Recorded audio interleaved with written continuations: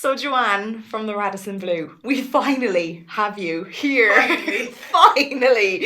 In today's podcast, we're going to talk venues, and I've been so excited about doing this because it is the biggest. Yes, it is the biggest thing you're going to book. Yes, definitely. But welcome, Joanne. Thank you very much. Thank you. Like we actually get to sit down and talk. It's usually like running down a running corridor, yeah, holding a bride's train, fixing a veil, something like that. Just throwing flowers somewhere. That's it, exactly.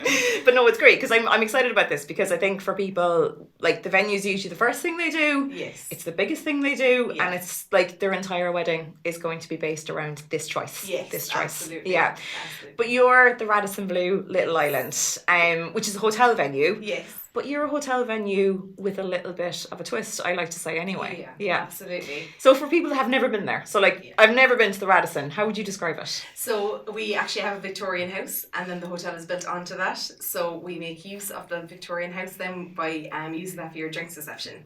So if you're having a civil ceremony, that can be hosted either out on the croquet lawn that is private for the house, or else you have an indoor option inside in the hotel. Okay, brilliant. So with the house then, that's completely private then for your guests. So it's beautiful. It's all like the real Victorian and I love that, the fact it's private, because a lot of hotel venues, like the drinks reception you're in, it's not that it's like there's loads of other people around, but there is kind of just other guests passing through, or the suitcase rolling past. That's it, like, or just a random family just kind of having a bit of lunch in the corner. But the fact that it's like you're in a hotel venue, but you have got an exclusive space to yourself. Like I love that. I think that's so important. Yeah, it is brilliant. So as you know, the drinks reception usually lasts for about 2 hours. So once you're finished up then at the drinks reception, then you head into the hotel. So that's really modern then. Okay. So and it's a short walking space as well. There's not like a massive space between them, and it's all linked. Stairs. There's no for people imagining Victorian house and then walking across a garden to the hotel. No, it's all linked. It's all linked, and it's all indoor, and there's a lift option for wheelchair accessibility and everything. So absolutely. So then the hotel then is uber modern. So inside in the ballroom then you have all your like LED lighting, so you can do all your different colours and everything. Yeah, because was it on Friday when we were there? It was blue. Yes, we went for exactly. I think it was the first time we had blue in there. Yeah, everyone else goes purple. Yeah, or don't pink. they? Pink. Yeah. I was like, I feel very pink today. Yeah, absolutely. And then March is just green. Well, that's true. Actually, here comes Paddy's Day. Yeah, exactly. Absolutely. Yeah. No. So and like that's just the flick of a button. So even if you wanted to do pink for some part of it and purple for the other part, very good. It can all be changed really easily. Yeah. And I think a great thing about your banqueting room space is it's a very large space, but the fact that you've actually got a bar within that bank, and it's a private bar to the guests again. So it's a little like you went from one exclusive space to a second exclusive space, which is such a different feel for people, which I love, because it changes. You can see people when they walk in, they go, oh, they kind of weren't expecting it if they've ever been there, because they've just gone from one, I suppose, era to another era. Yeah, exactly. And for having the bar in the banqueting room, it does keep all your guests together, and that's so important. It does. Oh, it really is. Yeah, absolutely. Because what we can do in our ballroom as well is we can put up partition walls. Okay. So once the DJ finishes up and the residence bar is kind of kicking off, then we can actually put a partition wall up, and then that becomes where the bar is. That becomes your private little residence bar. Then so you don't have to move off to a new area or anything. You're still in your own space. In there for the night. That's great. Yeah. Absolutely. The party can continue. And I think the band and DJs are delighted with that, because it keeps people in the one space, and it's easier for them to keep people on that dance floor. Exactly. Yeah, because I know it's something that all like the band and DJ we spoke to, that was one thing they said when it comes to the atmosphere of the party, having the band in the room, or the band in the room, obviously, the bar in the room is it's so important, important. But you've also then you've got quite a number of bedrooms then as well for accommodating your guests, which is very important, I think, as well. We've 126 bedrooms, so there's plenty of space for everybody. So you don't have to worry about shipping them off down the road. No, definitely not. No. And then there's a nice spa. gym if you want to get a bit of a workout in, a bit of pampering. People had to go in and use the we had the bride member that went into the gym because she wanted in her wedding dress to get on the treadmill for a photo. Your gym staff were like, what's going on? Why are you here in the wedding dress? Wrong area. What is the photographer doing? It was so funny. But we had a first look that day, so we had a bit of time to kill, so we went to the gym. That was brilliant. It was very funny. So I suppose for those people then that wanted to view the actual venue space, so I know you do showcases. Yes. Is that something you do once or twice a year, or generally kind of one every quarter? So oh really? Okay, that's a lot. Okay, I didn't realize that many. Yeah, so kind of one in January, one kind of maybe June time, then September, and then generally kind of November or early December. Yeah. So you're giving people loads of options. Oh, that's great. I didn't realise that there was that many times a year. Yeah, I always thought like January, September. I don't know why. Yeah. Because I suppose that's when the big showcases that happen in Cork. But it's nice to kind of come sometimes during like, you know, in June when you might like just need to get a couple of suppliers in place. Well, that's true, because you invite suppliers in as well, don't you? Kind of just like, so you can actually look at the venue, you can also meet other suppliers, which is great, and then they'd be your recommended supplier list as well, so you know that the venue's very happy to work with these people, which is great. And it's great as well because it's different seasons. So like if you went in say January but you kind of want to see it in the summer, you can go back in June. That's great, isn't it? Absolutely. And outside of the showcases then, is it can you do private viewings, or how does that work? Absolutely. So we've weddings most Fridays and Saturdays, so I can meet couples then up until maybe kind of 3:00 then on the day. So they still get to see it set up. Exactly. And I think you get a good vibe then for like what the atmosphere is like around the place and everything on a wedding day. That's true, because the guests I suppose would only be coming in after 3, wouldn't they? That's true. Okay, brilliant. And I suppose then like if you had because you do like obviously everywhere has minimum and maximum numbers, but like you probably kind of give the couple a heads up, today's a similar number to your wedding, so I think I saw you doing that on Friday. You were trying to give people a feel of this is a smaller number in the space. Exactly. So. And when it comes to booking your venue, so like obviously you're going to want to view it. You can do that, have a chat to yourself, because you're going to work very closely with you and Dory and a few other, and that's one thing actually, because while I have it in my mind, one thing about going to your place I always find is every single time we arrive down there, there's not just one person at the door, there's a team of senior management. No, but it's lovely, and it's like everything from the bad day, and there's like a million umbrellas out. We had a day where there was a VW van got feet from the door. Seamus had to pushing the VW van up to the door. And then other days when the sun's shining and nothing's broken down, there's champagne and welcomes. But that's one thing I'd say, you're all like you as a team, there's loads of you as a teim. Like, what was that? I thought it was a puppy. I was like, you bought me a puppy?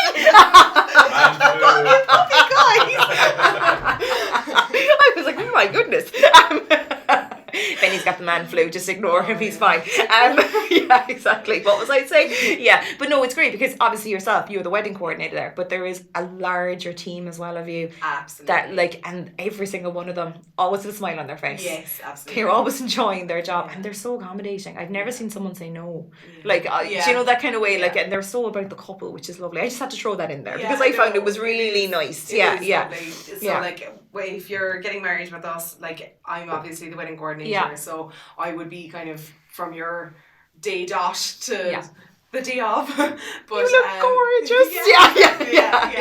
But our banqueting manager there then is there from like the menu tasting onwards. Okay. So and that's Dory. That's Dory. Yes. And then we also have a member of the team, Dorota. So she's actually, her only job is just looking after the bride and groom. Wow. Yeah. Okay. So like that's on great. the day you just have personal little slave. But that you need that though. You need as many people in your corner as possible, so you can just enjoy things. Exactly. And we're running around like, you know, headless chickens trying to fix things, but they don't know about it, so it's fine. Exactly. So you just need a glass of water. Drota's there. She's there. I'm on it. So. Like, sorry, I kind of went off subject, but when it comes to booking, so you view the venue and you're interested. I'm assuming there's like you'd have to put down booking deposit. Yeah. So what would normally happen is we provisionally hold the date. And how long can you provisionally hold the date for? Generally 2 weeks is kind of like for most venues. That's kind of the rule of thumb. Okay. Yeah. But like obviously. And is it first come first serve? So like, say I come to you and I say I'm getting married the 1st of June. Can I hold it provisionally for 2 weeks, and then the day after someone else comes to you and says I'm getting married the 1st of June? Do you have to say to them, I've another couple interested, but let you know if they release it. Is that kind of how it works? Exactly. Okay, That's okay, exactly how it works. okay. Yeah. I was just kind of trying to get my head around it, like how this is. It must be logistically tough for you though. Well, you know what? Generally, the second couple will always put a pencil in some date. Then that's kind of their backup plan. Okay, so they wouldn't be kind of like, I have to get married this day. Yeah, I'm okay with smoothing it. I suppose, unless it's like an anniversary or something. Most people are quite flexible with their dates. So, yeah, but that's good because it gets them to do a little bit of shopping around. Because I know people like to go view different venues. Absolutely. And that 2 weeks is great. You do. Because you get so many different ideas from different venues and different coordinators. So I think it is important. I think you're trying to get a feel as well. There's so many different types of venues. So like you got your hotel venue to your country house to your castle. Absolutely. And you might think I want this, and you go and see it and go, actually no, this isn't for me. It just doesn't suit me. Yeah, absolutely. Yeah, you get a good vibe off it. And I suppose numbers, because numbers will, like, because everyone else says, I don't know where to start. Like, where do I start? I've gotten engaged, I want a venue. And like, you're kind of going, your numbers will dictate. Oh, they will. Absolutely. Because some venues, they'll have like a maximum number of like 100 people. That's all they can accommodate. Exactly. But you guys, you can do big numbers, can't you? Yeah, we can. So I suppose for more intimate weddings, we can do them up on Digitally House. So that will kind of accommodate up to 50 guests. And would you keep them there all day, or and they dine there as well? Yeah. Okay. I've never done anything like that there. Oh, lovely. Okay. So like I suppose with the ceremony is quite intimate as well generally.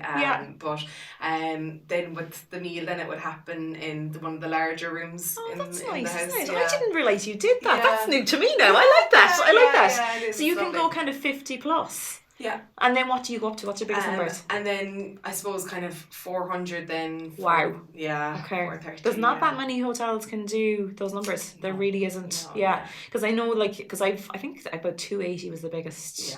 But the dance floor was still clear. Yes, the cake was still set up on the dance floor. So can you do 400 with not putting the tables on the dance floor? You kind of put your top table and stuff on it. But you're not moving too many. Yes. Yeah. Because our dance floor is portable, we can kind of jigsaw the room.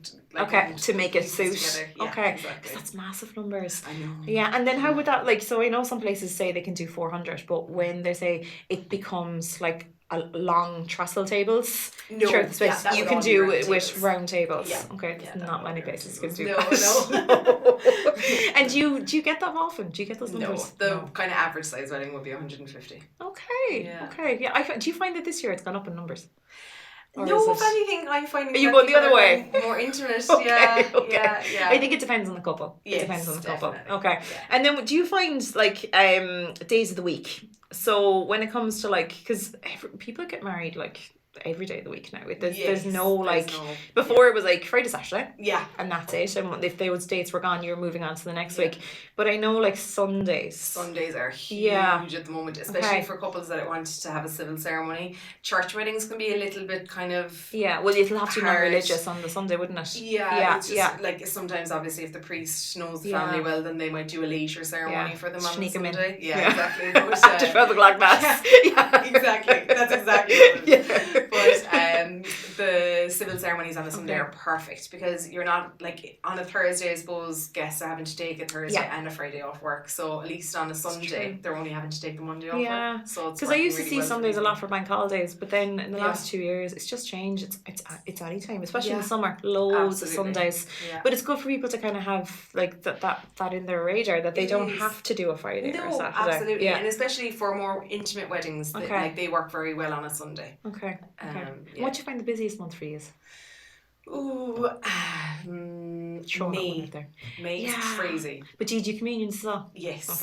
Okay. But May is just crazy with weddings. Yeah, we found that this year as well. It's actually busier than June. It's crazy. It's insane. I don't know what that's about. Yeah, if I had like 2 more months of May, I would have filled them, if that makes any sense. I know what you mean. No, it does actually. Yeah, no, it makes a lot of sense. Yeah, because I think a lot of people think that they just automatically go to June, July, August. Yes. It's actually not. It's April to October. Absolutely. I find that's the peak season. Yeah. And then kind of either side of that can be Christmas can be. It can be some years it's mental, and then other years like people just aren't really into it. Yeah, I think it depends. Yeah, definitely. That's fair enough. And then when it comes to budget's a big thing. So Obviously, you have to afford it. If you can't afford it, you're not going. But with you guys, because I know that you price things quite simply for people. Yes. Because everywhere does it differently. In some places, they kind of like, it might look quite attractive, but then there's a million add-ons. Yeah. If you want a glass Prosecco on arrival, it's going to be an extra this. If you want a canopy, it's going to be an extra this. But you build your packages kind of per person and incorporate as much as possible, isn't it? Right in saying that. Yeah, absolutely. Okay. So like at the moment, if you had 150 guests on a Saturday in August, then on arrival you've like the choice of 2 drinks, you've a jazz band there. The jazz band included, I was going to ask you that, because I see the Tree Lads all the time. They're great. Because a lot of people are always looking, they're hard to find jazz bands. They are. Yeah, and they're very good. We're really lucky with them, So you have a candy card. Okay. Then you have your 2 parents' bedrooms. You've potato sandwiches at the residence bar. Love it. Your bar potato sandwiches. Love Absolutely. And then you have a barbecue as well for 20 guests. So you can use the barbecue either before the wedding as like a pre-wedding party. Okay. Or else you can use it as your day 2 or... That's amazing. Yeah. And how many courses will be included on this sandwich?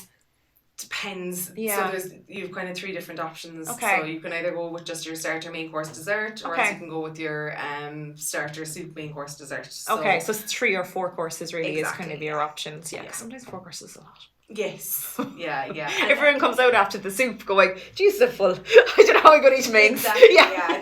Then you're just like playing with the meat just kind of plate. Pushing it around a bit. Exactly. Yeah.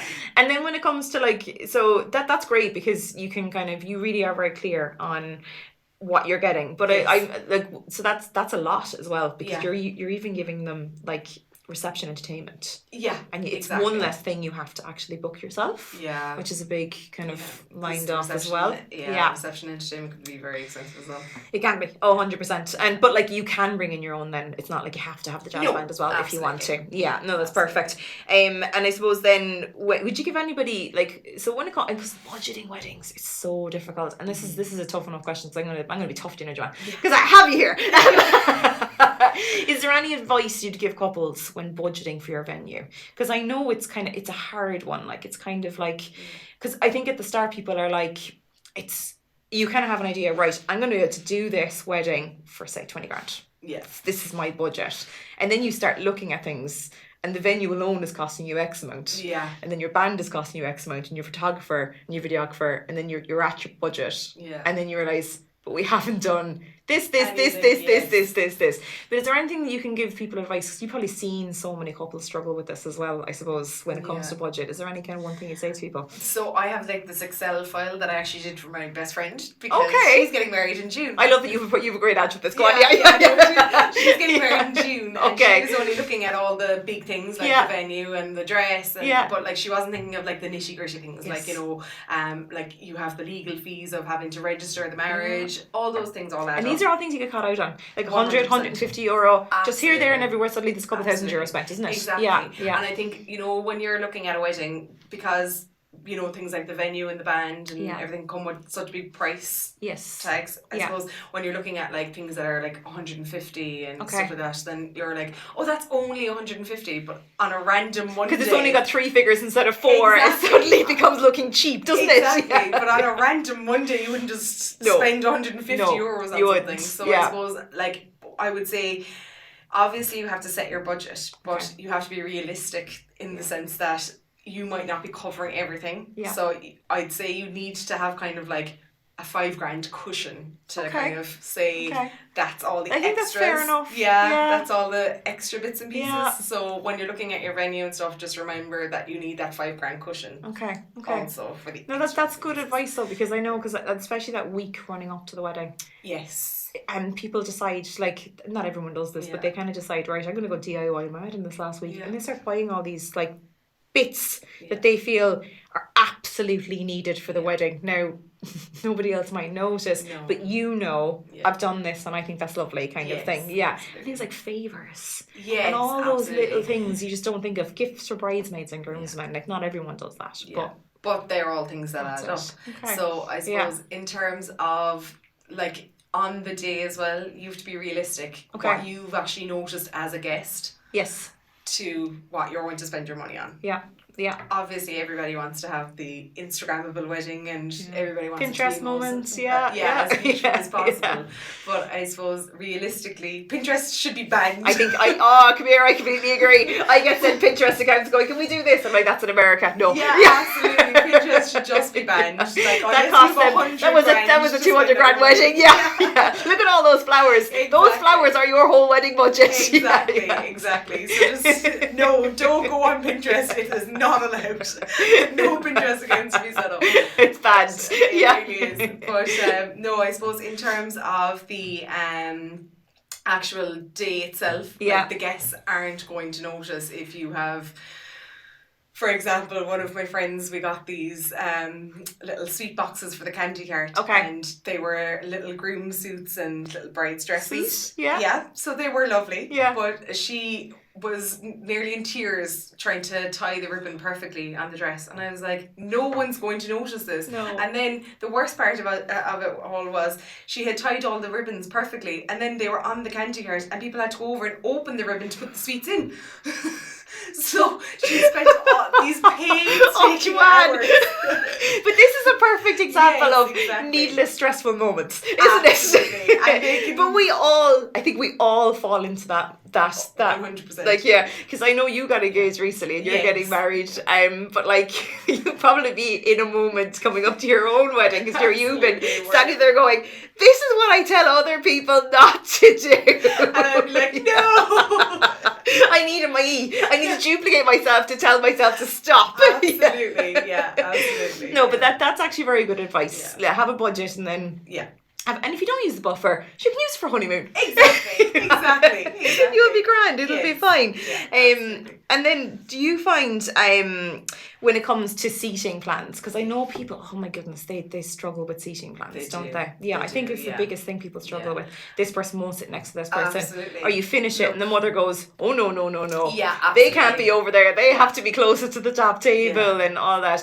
But I think, do you ever help people with seating plans, or do you kind of... Do you know what I would always say? With the couple, you do your side and you do your side. Okay. Like, stop trying to help each other. Because you don't know it actually ends up in an argument.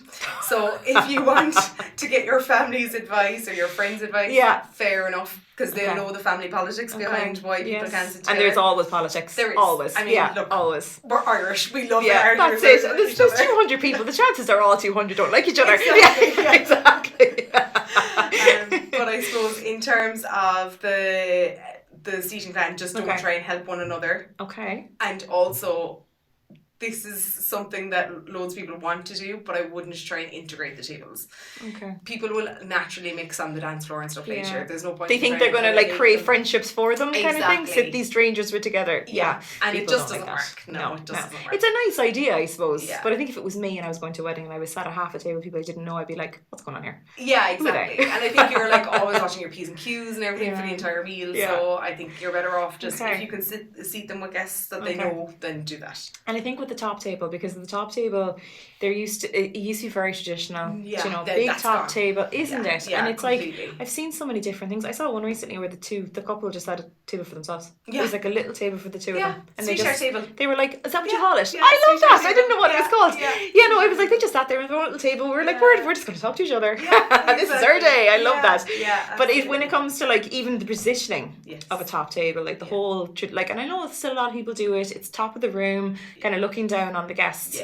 But you can incorporate the top table anywhere now, can't you? Yeah, absolutely. Like you can do your traditional long straight top table. You can do one that's more kind of just the traditional round, or else you can do something that's a little bit different and it's an oval. So I suppose it's nice because it's not as kind of closed in on the but at the same time it's still that little bit different to the rest of the guest tables. And you can be kind of right in the middle of the room, can't you? Absolutely. And I think when people as well, because I hear other guests and they're kind of like going, oh, I wonder why the parents aren't on the top table. Because whoever goes on the top table, there's no structure to not anymore. I know there's a traditional of you have the bridesmaids, the groomsmen, the parents, and if you had a religious wedding you might have your priest. If they come. They might rock in last minute for food and go away again. But I've also seen where it's been say the bridesmaids and groomsmen with their partners. Yes. Do you know? And parents have their own friend table. Exactly. And they're quite happy. So I think with people when they're kind of like they're struggling with the top table, there's no rules really, is there? No, there's not. And it doesn't matter if there's 2 people on it or if there's 20 people on it. So, like, because I've seen some top tables that have been huge. Exactly. Like the average when it is the kind of traditional style would be like 16. Really? I suppose it would be if you think about it. Yeah. Parents, bridal party, couple, easily. Yeah. And then kids, I suppose, as well, because a lot of people have their own kids. Yeah. But I find a lot of people do kids' tables sometimes. Yeah, which is nice. And they usually have like a lot of colouring and bits and pieces. Exactly. So just try and distract them for like at least an hour. Exactly.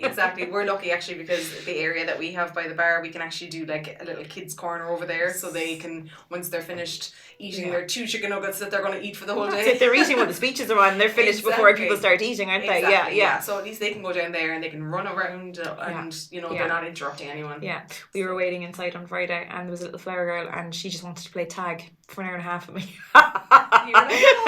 Eventually one of the guests came over and he's like, I'll play tag with you. I was like, thank God. Actually, she was doing it the next day as well. Was she? She was still going. Yeah, because I've seen like a lot of places or a lot of, if you've got many kids at the wedding, a lot of people are hiring in companies now. Yeah, which is great. Entertainers or kind of babysitters and they bring in their own toys and activities. But like you've got so much space in that second area that they can, but you can still see them. Yes. Because I know a lot of other places like you'd have a room. Completely gone either. Yeah, but the room's usually quite close and it's fine. But like for peace of mind for parents of kids that like maybe they weren't like a niece or nephew, but they just brought their kids, they can still see them. They're still there, and the kids aren't worried about kind of leaving or heading off kind of thing. No, that makes sense. Yeah, because I know with like because you like, as you said, the dance floor being clear and the cake in the middle of the dance floor. Because I was talking to Brian from Baker Boy recently, and a big part of it was like where you put the cake, where you position the cake, and we were saying like you put so much thought into the cake. You don't want to just kind of put it in a corner. No. But like you have your cake table is pretty it's pretty epic.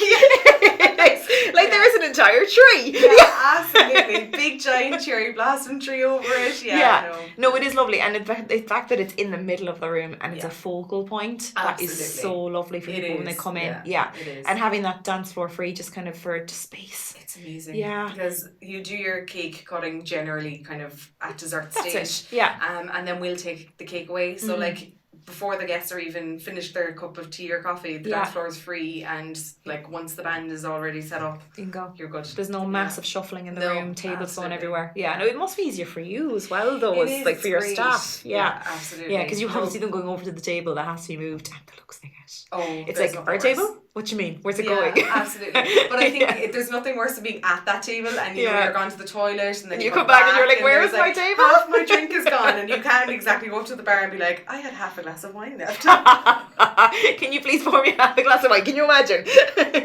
But it must be great for the bands as well, because I've seen bands do early setups as well, because the stage is out. It's out there, yeah. And that's because I know, because the whole timing of a wedding day, and couples are kind of like quite fixated on the band getting going, which is completely understandable. Absolutely. But when someone says the band's going to start at 9, your venue is one of those places where it can happen, like if you really want it to, kind of thing, because the band can set up early, do a quick sound check and off you go, which is great. Exactly. I suppose that's one thing as well for couples. You have to be realistic on the timings of the day.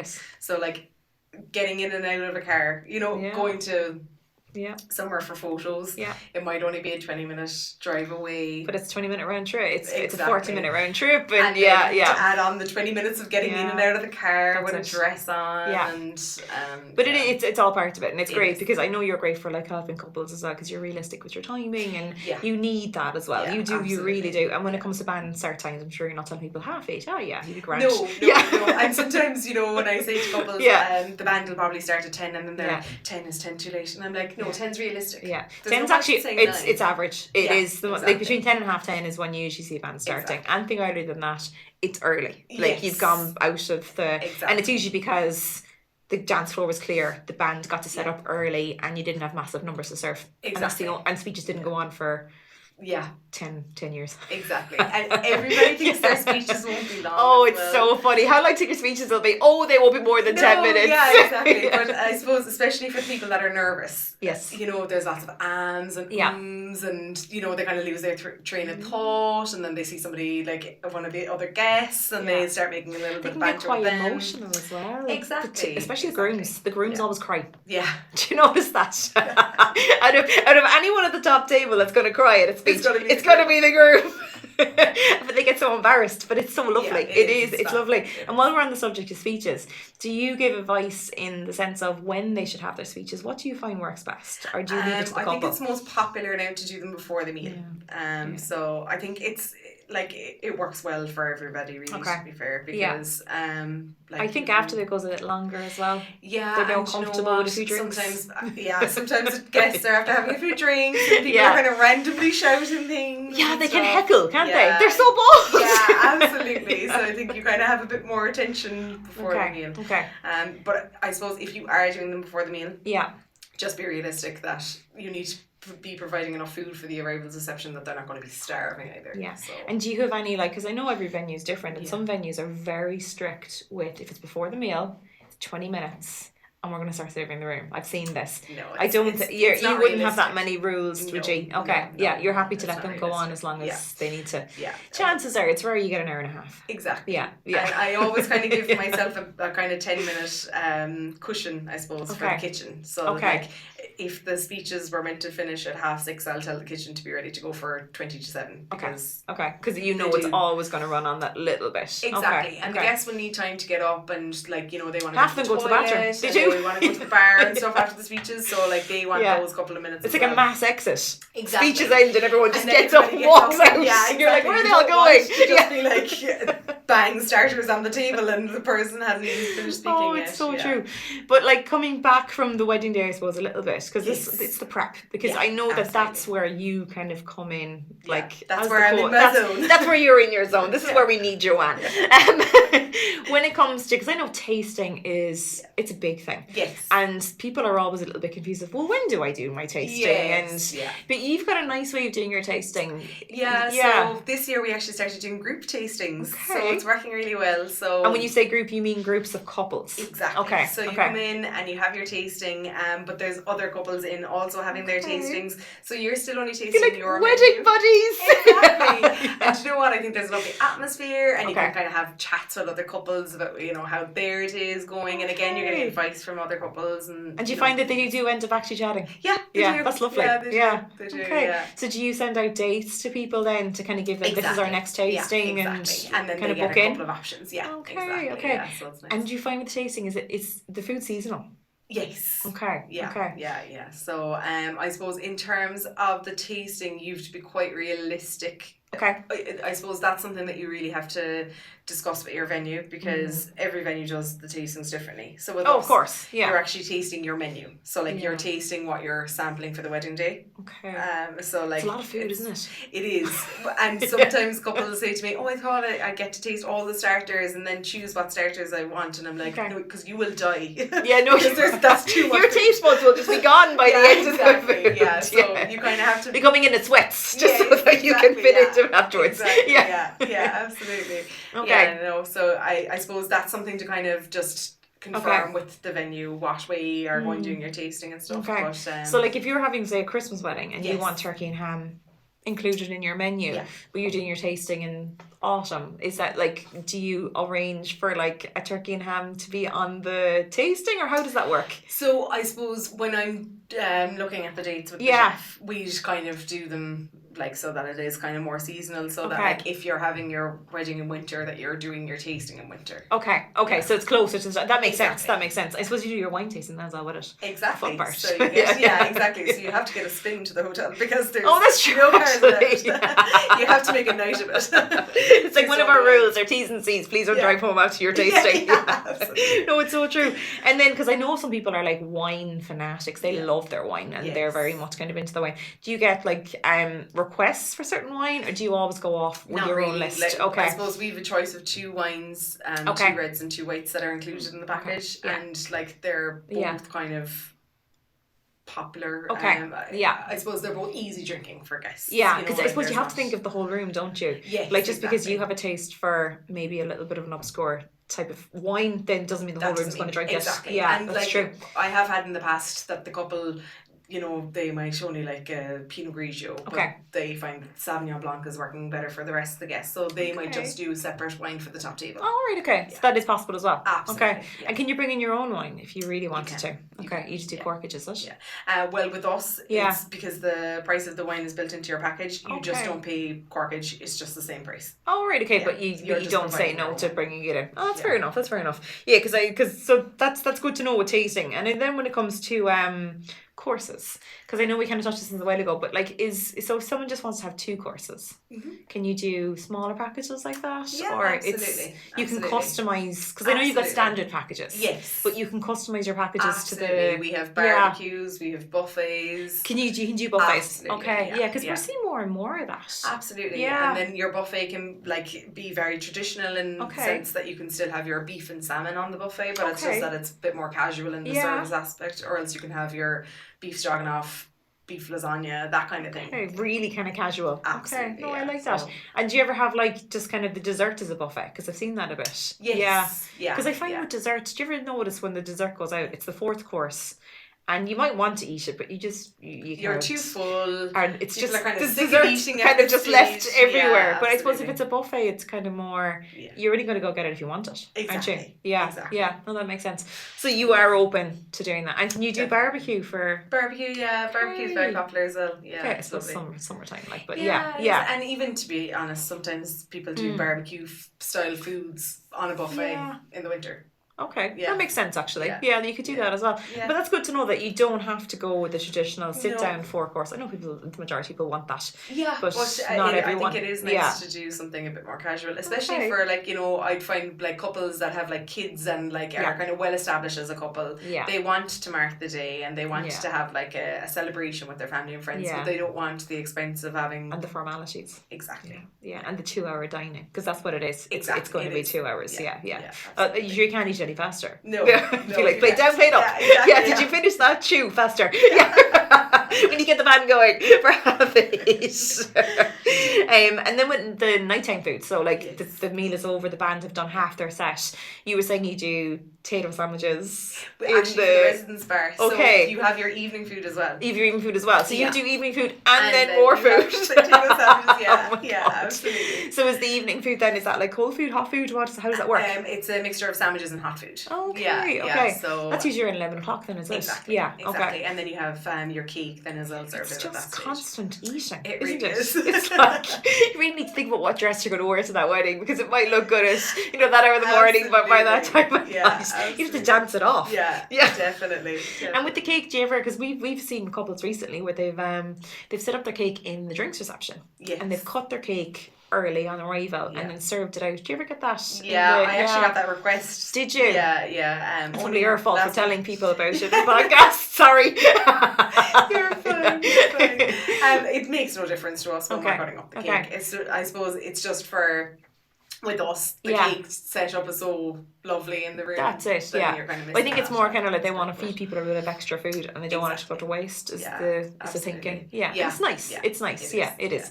No, that's fair enough. And then, so that's kind of your banqueting. You've tasted it, you've decided on your meal. We had a groomer recently and he couldn't decide on which mains he wanted, so he ate both. No way! I've seen that with starters. I haven't seen that with mains now. That's so funny. So we're like, just have both. They'll give you both. Yeah, most couples don't even actually eat the main course. Both. So I'm having both.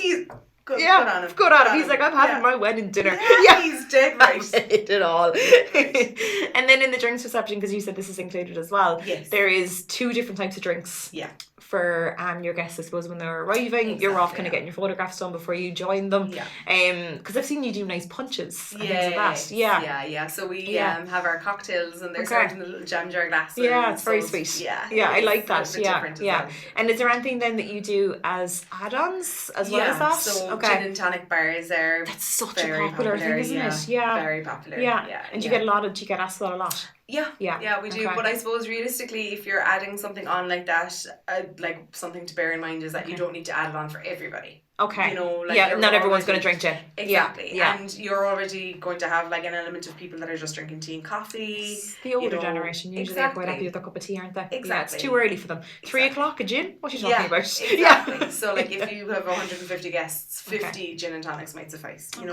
Okay. So, I suppose you could always add to it if it ran out. I was just going to say it's easier on the day to add to it rather than you're paying for something that bring it to the room later. Exactly. Yeah. Exactly. And you do is that the only option or is there other options? Bottled beers are really like craft beers or no, actually just the standard bottled beers. Yeah. People love bottled beers. But I suppose it's something especially in the summer. It's something really refreshing for people, isn't it? Yeah. Because not everybody drinks cocktails and prosecco. No, they don't. No. The girls are quite happy going up getting their bottles of beer. That's it, bringing them back down. They come back down with one in each hand just because this is for now and this is for like in 15 minutes when this is gone. But I suppose if they're there, it's a little bit easier. Absolutely. And it's great because you always have a staff member like manning the drinks area as well, and it's quite nice because it's kind of like where it is in that big open hallway. You've got the drinks set up, and then you've got your flower wall, and you always have people kind of like grabbing a drink, getting some snaps of their flower wall, and that staircase is so iconic. Like I think how many people have been photographed on that staircase? Absolutely, I know. I actually would love to know how many couples I'd say it's ridiculous. Up on that staircase. It's great though. It is. It's like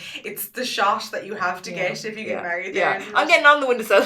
Yeah, don't fall off the windowsill. Yeah, the most popular shot. That's actually my fault because I always say to them, and you could stand on the windowsill. I know. I bet did Joanne tell you that? Does she know how big your dress is? Yeah, and how high your shoes are. Yeah, and I'm like bumping them up onto the windowsill. I know.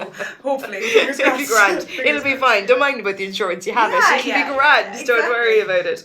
And then I suppose as well, because in the summertime, the manor house kind of goes off onto your lawn area, and everyone's sitting outside in the summer and those hot days, isn't it? Cold beer in hand, sitting and if outside. The weather's really nice. What we actually do is set up the drinks and the jazz band and everything all outside. Yeah, so amazing. Yeah, because it's great though, because like you do have a lot to offer with the hotel, and I think you have to view it to actually really get a feel for the space and the variety that you actually do offer. And even because we've been at the hotel and we've had couples that have said to us, we don't want to go anywhere else for photographs, we're quite happy to stay here, and it's perfectly fine. It is, because you've got indoor and outdoor options, and it's one place as well for weather that I say don't worry about the weather. It's fine, because even at the bell call when all those guests leave the manor house, you've now got a manor house empty to yourself, and we can get loads of shots there. So for photographs, just going to throw that in there, it's great. Yes. You don't have to worry. Like you've an hour of photographs. Like so if you've 20 minutes travelling, that's it, and 20 minutes back, then that's 2 hours really gone. And everyone's different. I think it depends on where you're having your ceremony. So if you're having your ceremony outside of you guys and it's kind of doing it on the way and then you're getting there, that's one thing. But if you're having the ceremony there and then you're driving away and then come back again, I think everyone's like, the party's just about to begin, and I don't want to leave. Absolutely. But it does work in both cases. And then I know, because while we're on the extras, because you said sweet cart, is that included? That's included. That's great. That's I don't think sweet carts will ever date. No, I think there's something that's like kind of like a standard thing now with a wedding. I need a bit of sugar on top of all that food. Betty loves a sweet cart. Yeah. I've noticed. No, it's true. And then one thing I found that was great with you guys, and it's a massive load off people's mind, is the decor in your banqueting room. Because I know everyone does these things different. In some places, they're like, right, if you want the decor included, it's, our exclusive package or it's an add-on. Yeah. You guys just provide it. Yeah. Doesn't matter if you're having a barbecue or if you're having a... But that's great though, because I know, because decor, because your flowers can be quite expensive and then you got decor on top of it. Yeah. But like, because your decor is beautiful. You've got those big cherry blossom trees, the candelabras. Amazing. And the fact that you actually include that. I know. Like, she's like, I know. We should charge. We did think about it, and I was like, no way. Yeah. You're a bit like me. I'm like, no, just give it to them. It's their wedding day. Exactly. There's enough expense with everything else. There's no point in charging. But I think that's a massive load off people's minds, isn't it? Definitely. Yeah. Because even like, trying to do centerpieces, like that's your $5,000 buffer gone. It really is. There goes your buffer. It's gone. And even if you do them yourself, like I've had some couples that have done the centerpieces themselves, and they're beautiful. Yeah. But the only thing is, like, if you're doing a floral centerpiece, that can't be done until the night before. And the last thing you want to do the night before your wedding is be up cutting, or even the day off, because we see a lot, because the florists will have, like, because some people do the flowers they use in their ceremony space, like at the end of pews and things like that, they then take them away. The florist comes to the venue, and then the florist is running around like adding them to candelabras or vases or whatever it is. But I suppose because it's nice when we arrive to you guys, the banqueting room, like 99% of the time, depending on the time of the day, is ready. Yes. So the couple get to go in and actually view it, which is lovely. Actually go, well, this is my wedding day, and it's my banqueting room space, and they get to see their cake, which is lovely. And do a stage cake cutting. To have that couple of minutes to themselves and like look around, and see all the chat. Exactly. Kind of take it in. Whew, we just got married. That just happened. Exactly. Because even I know our couple from last weekend, just with you guys, they were saying to me on Saturday that she just had a moment when she was in the room and she was like, oh my gosh, look at all the people that are here that are here for just us, you know. So. But it's lovely that you actually can take that in, because it really does go by, and it's trying to get your brain to kind of slow down. Exactly. To kind of take this all in, that it's happening as well, which was, in a way, was lovely. And that wedding as well, because I know, because we mentioned this earlier on with the dance floor, because it's great though, because when you've got larger numbers, you've got that bigger dance floor in the middle of the room. Yeah, exactly. But then the last day, you had some of the room partitioned, and you set up a smaller dance floor. Yeah. But like, that's amazing, the fact that you can do that, because you don't want to have this massive dance floor and 100 people, and no matter how hard that band are trying, you're never going to fill it. No, like, there's always going to be someone dancing, but it's not going to look like that, you know, that atmosphere, that really like buzzed up atmosphere. But that's great that, like, when you say you're catering for larger numbers and bigger numbers, you're catering for it across the board. Absolutely. You're thinking of everything for them, which is lovely. I like that. I like going to you guys, because you can tell everyone's like, I think she likes the Radisson. I'm like, yeah, I do. I must say I do. And you're quite child friendly as well. Yes, absolutely. So up at the drinks reception, you've kind of 3 rooms off the large lobby. So one of the rooms we can use as a kids playroom. Brilliant. So we actually have a kids club there for the in-house guests anyway. So we actually have like furniture and toys and DVDs and stuff. So they're all set up then during the... But it's important, especially there's a lot of kids around, because some days there's loads of kids around. It's just like a big child friendly day, and there's like 24 grandchildren run around the place. It's true though, isn't it? Yeah, absolutely. And they have their little arrivals reception as well, so they can either have their hot chocolate or their milkshakes. Oh, that's very sweet. Or their popcorn. Okay, so you're very, very child friendly then. Very good. No, that's great. And I suppose the other children that people have in the form of 4-legged children. Because to some people they are, oh my goodness, when it comes to people's, especially their dogs, like, this is their baby. Absolutely. And I think, like, before you might see a dog at a wedding maybe once or twice a year, I'm seeing it once a month now. It's become like, they are the ring bearers, isn't it? Like, but it's they're so cute. They've got their little flower collars and they're like page boy little suits on the dicky bus. I'm like, the cuteness. But you guys, like, obviously you're not like a pet friendly hotel in the case that they can stay over, but you do accommodate them bringing in. We do. You do? Yeah. So even if you're having an indoor ceremony, you can have your dog, as I said, as your ring bearer, or your... Well, I haven't had a cat yet now. Well, you had a couple call into us the last day, and she's kind of half threatening, I really want to bring my cat. Yeah. But I don't think you can bring a cat. For a cat. You need a cat that you'd walk, like usually, that I walk my cat. Yes, absolutely. I don't know how... The cat would be terrified. No, the cat would be traumatized. A cat's not a good idea. Yeah, no, I haven't had a cat yet, but I have had a couple of dogs. So it's great, because somebody has to look after the dog during the ceremony, and I always nominate myself. So you're a multitasker. Coordinator, babysitter, pet. Babysitter. I can say I'm like, give me the puppy. Babies out of ceremonies as well. So, but you be like me though. You be like, it's not your job role, but you're just there to help people. If the baby wants to go play with you for half an hour, that's grand. Everyone else is happy. Exactly. But that's really good for people to know though. If it is an indoor ceremony as well, that you can actually accommodate the pet coming in, because not everywhere allows pets, which is fair enough. Everyone has their own, like, but you're gonna have 1,000,001 phone calls now after this going, I'm gonna bring my 2 Labradors, but you'd be like, that's fine, I'll mind them, it'll be grand. I've had a couple of strange requests which we've been able to grant, but we haven't actually had them yet. So one was for a cow, actually, on the croquet lawn. A real cow. Yeah. What was that about? I'm so confused. With the cows? Yeah. Okay. So we haven't had it yet, but they've just requested it. So I don't know if it's going to go ahead or not. I hope this is one of my couples. I know. I want to go play with the cow. I know. Cow. And like, this is brand new to me. A cow. Yeah. A cow. Yeah. But sure, the mess the cow would make. Look, do you know what? It's a lawn. It'll get rectified. There's loads of bunnies around there. There's fertiliser. Anyway, the grass will be amazing by the weekend. Yeah, exactly. Extremely green, luscious grass. That was the cow. Yeah, exactly. Free fertiliser. I'm not taking any responsibility for any ladies that may step in anything in heels. You need, if I'm not involved in this, you need to let me know how this cow situation goes, because I'm actually. That's brilliant. A cow. Yeah. Oh my god. Because you've had ponies and stuff. Yeah. But a cow. A cow, yeah. Okay, right, moving on from the cow. But when it comes to ceremonies, because you do ceremonies as well, so you can do an indoor option and an outdoor option, which is lovely, because that lawn area, and like, because the backdrop as well is the house, which is great. Because like you're nestled in a residential area, but when you're actually in that garden, because the hedges are quite high, the house is there, you could be anywhere. You could actually be anywhere, which is great for people. And do you find that, like, do you get to do many outdoor weddings with the weather, the Irish weather? Oh, that Irish weather. No, but when they are outside, they're amazing. Because there's actually an archway at the end of the lawn, so you come through the archway then and go straight up onto it. So you've such a long walk. And I suppose number wise, you could cater for as many as you want outside, couldn't you? Because that lawn's quite large. Yeah. And with the indoor, because the indoor option then as well is quite nice, because you've got that the aisle is it's a lit up floor, isn't it? Yeah, it's lovely. And again, you can choose your colour. Exactly. Yeah, which is great.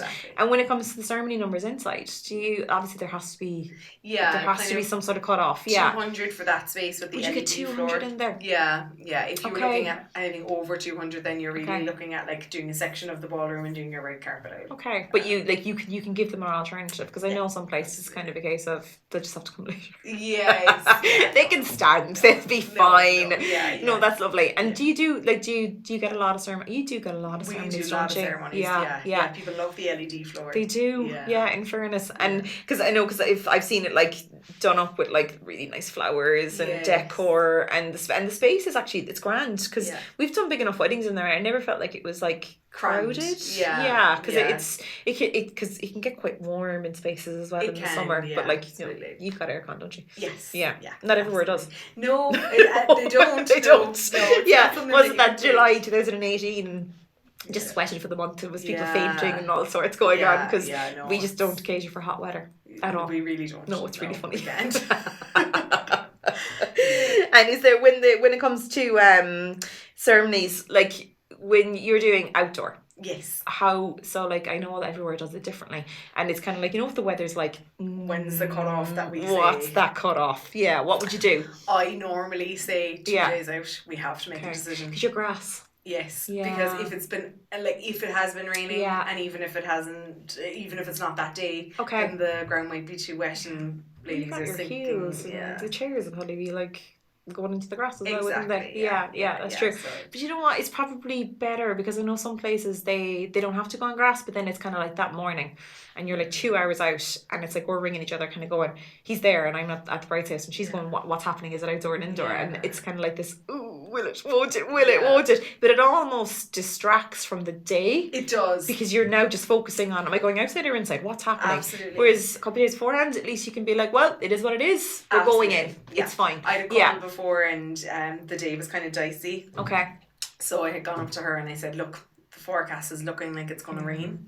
So then her bridesmaid went on and she was like, it's not going to rain until tonight. I think every app says different weather hourly forecasts. Exactly. So I was like, okay, look, I said, it's a little bit grey skies out there. I was like, you know, I'm not really overly keen on taking gambles. So I was like, I think you'd be better off moving inside.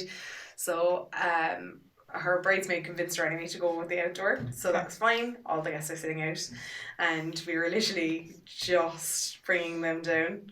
As in, when I mean down, I mean into the actual ceremony. Like, we were downstairs and everything already, and when I say it poured, it was like somebody was throwing a bucket of water over the guests. Back up to the bridal seat, and then you're there then for another getting everybody inside. Because we had to get everybody inside, and we just set the ceremony up in a space that we hadn't ready at all for the ceremony at that stage then. So it just, then they ended up having the drinks reception before the Did they? Yeah. Okay. Yeah. Okay. So but she was like, it's not the end of the world, but it's not, one of those but I things suppose where it's something that you have to be realistic. Listen to your coordinator. Yeah, you have to be realistic sometimes. She does this now and then. Exactly. Yeah, now and then. Because we did one in the rain as well. No, but no like way. we did a wedding in the rain, but it was purely like they were both okay with the fact that they did not care. They were having their ceremony outside, and when I say rain, I mean thunderclap, and then like deluge. Pouring. Like deluge, and it was just like we're on the side of like a kind of a cliff area down in Wicklow, and there's just umbrellas everywhere, and everyone's absolutely roaring laughing, all the guests and everything, and it's just coming down. Now the photographs were epic because like, you'll never have it again. But I didn't bring a change of clothes, neither did she. The two of us spent the rest of the day like completely drenched through to the skin. Like it was we'll never ever see a day like it. Oh my god. Yeah, they did it in the rain. Yeah. No, we did. They actually did the vows in the rain, and then they went inside and did a sandstorm because obviously, like, you couldn't be kind of pouring the sand, be like wet blobs. Yeah. The sand's pouring. It's pouring. But yeah, no, it happened. But you are right. When it comes to outdoor ceremonies, I know everyone has this like, oh, you'd love it and it'd be amazing. But you don't want that situation. No, you don't. No, because again, you're just creating a stressful situation that could have been avoided. Yeah, that's it. Exactly. Unless you were that couple that's like, I'll do it in the rain. It'll be fine. It's only a bit of water. Exactly. The guests can come if they like. They'd be grand. Don't worry. Exactly. She had 8 bridesmaids actually that day, and they were all under one umbrella. It was the funniest thing you've ever seen in your life. It was did the guests all come? Oh yeah, they had like big coats over their heads and umbrellas, and everyone was like. No, it was a summer wedding, so like you just don't know what's gonna happen. Yeah, you just don't know. Oh my god. So yeah. That's pretty yeah, no, it was great though. But and when it comes to lead time, when it comes to booking, how far, like, because I know, like, people are getting more and more organised. I don't know whether I'm finding that or is it everyone's finding that, and they seem to be kind of like, either they're giving themselves a bit more time to save and prepare and plan, or they're just enjoying that process. Yeah. And they want that process to last a little bit longer. Do you find that? Like, what's your lead time at the moment for busy months? 12 to 18 months is kind of the most popular. Okay. But, like, for example, in January, just gone, you couldn't get anything for summer 2021. Okay. So you have to be kind of realistic on the dates that you're choosing as well. Especially bank holidays. I find the bank holidays, they can go 2 years out, can't they? Absolutely. Yeah. New Year's Eve is like you'd need kind of 3 or 4 years. Really? Would it go that far out? That's mad, isn't Crazy. it? Yeah. Crazy, yeah. But I suppose but I think people are prepared for that now though. They're more aware of it. They're not going to come in and like, 12 months out and go, right lads, I want to get married on Saturday, the August bank holiday. And you're like, no, it's not happening. Yeah, absolutely. Yeah, and then it's potluck though as well though, I think. You will get that random Friday that's just sitting there for whatever reason. Exactly. And it's only 9 months out. Exactly. So it's always worth asking, I think. Definitely. Yeah. Especially if you're like in the situation that you're able to kind of go that little bit sooner. Okay. So, yeah. But I suppose you have to be realistic. If you are going that little bit sooner, that you might not be able to get, even if you do get your venue, you might not be able to get your band, your photographer. That's it. So. I say to people sometimes when they're kind of like, because they'd meet you at the shows and they've just gotten engaged at, say, Christmas, because Christmas is a massive time for getting engaged. Absolutely. And I always kind of say to them, like, if you have an idea of this is my band, this is my photographer, and this is the venue I really want, try and throw like a couple of dates out. Yes. Like, so ask your venue, right, I want a July wedding. What July dates do you have? Exactly. And then go to your band and photographer and say, right, out of these dates, what do you have? And then you kind of, you do kind of end up getting a bit, for the busier months, I think it's something to kind of look at. Definitely. Yeah. Because you do the bigger trade shows as well, don't you? You go along. Yeah. So you usually be there yourself, so wouldn't you? So you get to meet you. Exactly. Because it's the face of the person you're going to be dealing with. Exactly. Could be 3 years. You'll be sick of seeing this face. Like that one, Joanne. She's back again. She's back again. Yeah, exactly. But I mean, I think there's a lot there for people to kind of think about. Definitely. And it kind of gives you an idea of who you are and what the venue can cater for. But is there any one piece of advice you'd give someone? So say they've just gotten engaged, they're starting out. What would you say to someone? Ooh, I love this question. I love this question at the end. Everyone goes, oh no. That's a hard question. Okay. If you're just engaged, and what is the one piece of advice that I would give you? I would say, while you do have to keep other people's opinions in mind, because you obviously, no matter what people say, everybody does like to please other people, and you have it's to keep your nature. families happy and everything. But I think sometimes you're better off as a couple making the big decisions and then telling people what the decisions are. Okay, I like that. Yeah. No, it's very important because we meet couples at the beginning of their planning, and they'll say to us, "We're having a non-religious wedding ceremony. We're having 100 people, and this is what we're doing." And then you meet them 6 weeks before their wedding, and they say, "Oh no, actually, sorry, our ceremony venue's been changed to our local church, and there's 300 people coming." Exactly. And you're kind of going, have I got the right couple? Absolutely. Absolutely. No, but it's purely just that process over those 2 years of just a little bit of a little bit of it, and as you said, you have to please people to you a do point. you do, but it's unrealistic to say it's my day and it's my way. But I like that though. I'm like, it's my day, it's my way, go on away. But you do need to kind of like, if you make the decision that you don't want to have a religious ceremony, then if you're stick to your guns. Really, exactly. Because I think a lot of the time, I even found, because we had a civil ceremony ourselves, and it was a few years ago when it was very kind of new, and a lot of people wouldn't have seen it. And I found like my granddad at the time, he was very kind of like, "What's this? But when is the real ceremony? Like, are you actually married? What's going on?" But you still see it on the faces of the kind of slightly older generation. Yes. But then always, I never talk to somebody afterwards and they go, "I didn't like that." They always go, "That was lovely. I really wasn't expecting it." And you can include people in so many different ways. Absolutely. And you can actually do a private blessing as well. So like, if your parents were very religious, for example. I didn't think of that actually. Yeah, you can still do your day the way that you wanted it, and then you can still have a day then with your family where you go and get the priest to bless your marriage. That's a good idea. So, there's a couple of ways. And I suppose with numbers as well, that's something to stick to your guns. Exactly. Yeah. You know, just because your parents were invited to the neighbour's cousin's daughter's wedding, we don't need to invite the village lads. We have to be invited back. You know? So that was that couple's decision, and this is yours. No, that's very good. That's very good advice. No, Joanne, thanks so much. I'm so glad I finally got you sitting here. Did we ever think it would happen? You got to go back to work now, don't you? I know. Yeah. Going back all the time, like, where are you? Yeah, there's a million emails going, "Be so sorry, Laura took me away." Absolutely. But thanks for coming in, Joanne. Not at all. Thank you so much for having me.